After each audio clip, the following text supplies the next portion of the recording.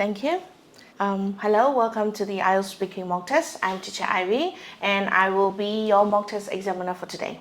And can you introduce yourself, please? Yes, my name is Htet, and I work at a non-governmental organization. Yes. So this is your identification card. So let me just check with your identification number. Okay, thank you. So this is just our procedure and the test will be recorded, of course, and it will last around 11 to 14 minutes. And if you're ready, I will start the test now. I'm ready. Okay, thank you. So this is the part 1 of the IELTS speaking test. What is your country famous for?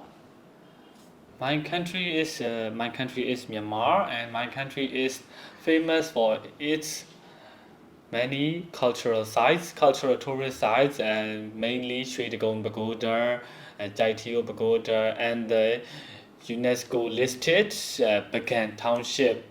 Yes. Bagan Township and many other entertainment sites like 3 beach sites, namely Ngapli, Chowda, and Hue Song. Yes, very good. Where do you live in your country? I live in Yangon, which is which was the previous city of Myanmar. It's a metropolis, and it is very crowded. Yeah. Is it an interesting place to live? It's exciting. How can I put it? Interesting? Yes, you can certainly put it. Exciting, thrilling. It certainly isn't as peaceful as other states. Oh, yeah. Are you planning to live here in the future? I do. Well, there are circumstances making me to, because my family business is here and my family is here, and my friends are here too. And about the food and diet too, I really like it here. So there may be some drawbacks, but my ultimate decision is to live here. Yeah, very good. How is the weather today? Hot and humid as usual, and I don't even want to say about it. It's sometimes I just want the weather to be cold, but here in Yangon, it's very hot, uh, for most of the times. Yeah. So what's your favorite kind of weather? Uh, my favorite kind of weather is winter because it's cold and dry. I I hate hot weather and humidity. So my favorite weather will be cool and dry because it's just very nice to have a drink by yourself, reading a book, have a drink by yourself and think about various things while chilling alone. I think it's the perfect weather for that. Yeah. So is there any type of weather you really don't like?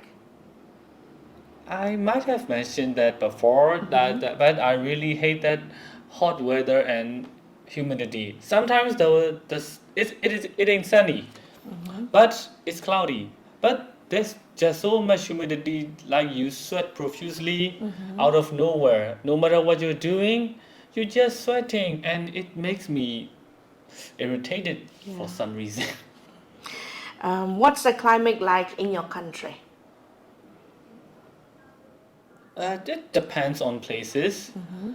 For example, for my city Yangon, it's always, nearly always, yeah. I don't know the exact frequency, but it's usually hot. But in some places, like I walked before in the Naga regions and the Kachin state, they're usually cool and dry, which is my favorite weather. And in the middle regions of like Magui, it's the hottest in the country. So does the weather affect people's lives in your country? I don't know. I don't know for sure about other people, but it is very true for me. So, Because okay. when it gets hot, I get irritated easily. Yeah. Okay, so this is the end of speaking part 1. So we will continue with part 2. So now I will give you a cue card about speaking part 2. You may make some notes if you're required. So I believe you have a piece of paper there. And this is your speaking for part 2. Okay, so 1 minute is over, so you can refer to your notes if you want. And I want you to talk about a book you have never read but would like to read. You should mention how well known it is, why you would like to read it, and why you have never read it before. Okay, your 2 minutes starts now. I have multiple books that I have never read, but I want to read. But if I have to specify one particular book, it will be the Bible. It will be the Bible. As for its popularity, I believe nearly every person in the world knows or even heard about it. Heard about it before. Heard about it before. Why do I want to read it? Because it's it explains the Earth's history very in details. And as I am a Buddhist, but I'm interested in the cultures, history of other religions. So I want to explore about the spread of Christianity across all the years until now. How did it develop? How did it begin? How did it spread? What obstacles they met? I want to know all about them.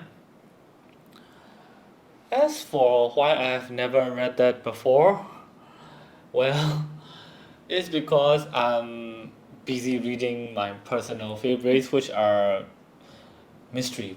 I really like Agatha Christie's books. Hatchling Pirate. You might have watched the Murder in the Orient Express movie. It's said that not many of her books became movies. Back on the topic, back on the topic.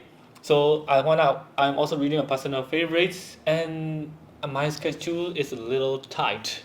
So, but the Bible is or will be a long read. So I'm hesitating to start. Yes, very good. So this is the end of our speaking part 2. So I will now continue with speaking part 3. So do people read more nowadays? While I don't know the exact data, just for my personal opinion, I do believe that people are reading more nowadays because they have more access now. Books aren't that available for everyone, but in the current age, smartphones and for reading, made especially for reading those Kindle e-books. Yeah. How do I call them? Kindle reader with e-ink screens. So everyone got more chance to read. So I believe there will be more reading now. Okay. So do you read before going to bed? That depends on the mood. That depends on the mood. Certainly not school lectures. Yes, that's for sure.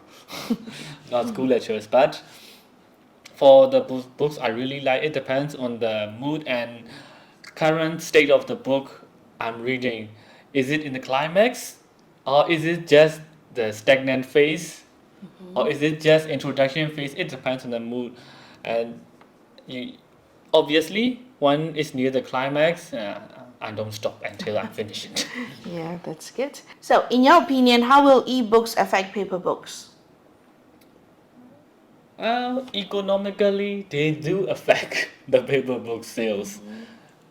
That from the economical angle, economical view. But for people, it just makes them easier. It's not easy to carry even 3 books of your liking to everywhere you go. Especially if you're reading, if you're bringing heavy books, bringing 3 of them to everywhere you go will be a hassle for sure. Yeah. So I believe those e-inks just they're even thinner than a phone. I believe they're even thinner than a smartphone. So you can have all the books you like on the just size of the size of a normal student book. I believe it make the access and So it will spread the culture of reading to every people more than ever. So what's the difference between films and books? Films and books. Oh, that's an arguable question. I believe, and I believe many people will have different views. But in my views, I prefer books because in films, you just see what they show you. They use, they show you a green scenery, and you see a green scenery. That's it. And in books, it according to your it depends on both the writer's wordplay and yourself, the reader's imagination. If both are in same wavelength, you can imagine very, very, how do I say that? Exciting, entertaining scenes in your head. Of course. So let's move on to the topic of traditional literature in your country. So what is the one example of traditional literature in your country? It ain't unique, yes, but because I saw them in other countries too, but it's pretty prominent in our history too. It's called Chaksa in our Myanmar language, but if I have to explain in English, it's stone, it's records kept by letters engraved in stone. Kept by letters engraved in stone. It's mostly it's mostly the dialogues and thoughts of monarchs. I don't know if I should use the words dictator, but they were monarchs for sure. Monarchs and people who influence them, they're only done by those kind of people, and I believe there ain't an author or a writer who managed to left one stone engraving. Yeah. So do you like reading the traditional literature of your country? Frankly, no. Because, well, it hurts me to say that I don't like my own country's literature. Yeah, it's gonna hurt some people, but it's the reasons I don't like it because it's so exaggerated. Sometimes you sometimes when you think with common sense, some facts are just outright blasphemy. Outright blasphemy, and it's inconsistent. They say he is one person in history. They say he is goodwill. Then he does something like out of a storybook. Nobody expected, and the facts are inconsistent. And as everyone, not everyone, many people say, history is written by winners. So the facts are incorrect. So that's why I don't read it much. Yes. So thank you. This is the end of our speaking test, and you will get your results in 7 days. Okay. Thank you very much. Okay.